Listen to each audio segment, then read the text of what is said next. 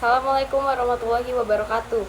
Izin memperkenalkan diri, nama saya Azila Halwa dengan NPM 2412011175. Di sini saya akan membahas mengenai perjanjian baku yang terdapat 5 indikator, yaitu struktur dan anatomi kontrak, istilah dan pengertian perjanjian baku, jenis-jenis perjanjian baku, ciri-ciri perjanjian baku, dan pengertian klausa baku, serta hal-hal yang dilarang dalam klausa baku. Video ini dibuat untuk memenuhi tugas hukum perikatan yang diampu oleh Ibu Siti Nurhasana SHMH. Indikator yang pertama yaitu struktur dan anatomi kontrak. Struktur kontrak terdiri dari 3 bagian utama, yaitu pendahuluan, termasuk judul, identitas pihak, dan latar belakang. Yang kedua yaitu isi, termasuk definisi, hak, dan kewajiban ketentuan spesifik. Dan penutup yang berisi tanda tangan dan saksi.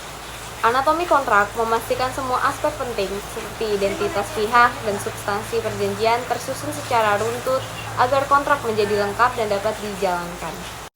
Yang selanjutnya yaitu istilah dan pengertian perjanjian baku.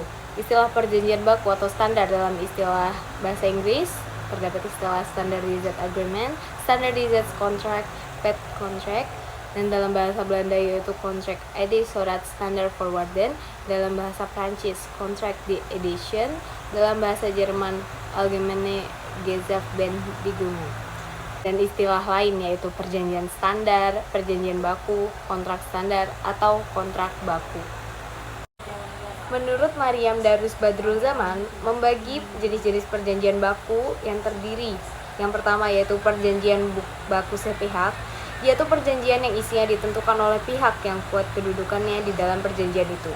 Yang kedua yaitu perjanjian baku timbal balik, yaitu perjanjian yang isinya ditentukan oleh kedua belah pihak, misal perjanjian perburuhan.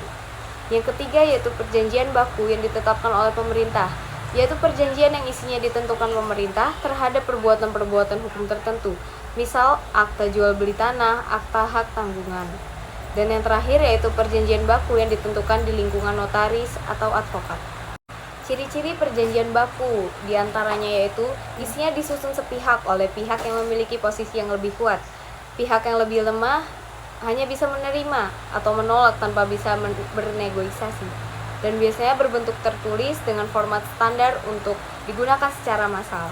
Pihak yang lebih lemah seringkali merasa terpaksa karena kebutuhan atau keharusan untuk menggunakan produk atau jasa tersebut. Dan yang terakhir yaitu pengertian klausula baku dan hal-hal yang dilarang. Klausula baku sendiri adalah setiap aturan atau ketentuan dan syarat-syarat yang telah dipersiapkan dan ditetapkan terlebih dahulu secara sepihak oleh pelaku usaha yang dituangkan dalam suatu dokumen dan atau perjanjian yang mengikat dan wajib dipenuhi oleh konsumen. Klausula baku aturan sepihak yang dicantumkan dalam kwitansi, faktur atau bon, perjanjian atau dokumen lainnya dalam transaksi jual beli tidak boleh merugikan konsumen.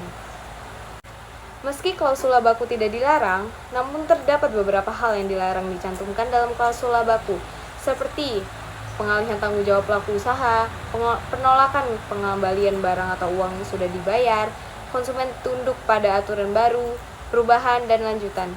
Kuasa melakukan tindakan sepihak terdapat barang angsuran, mengurangi manfaat atau harta kekayaan konsumen, dan perihal pembuktian konsumen.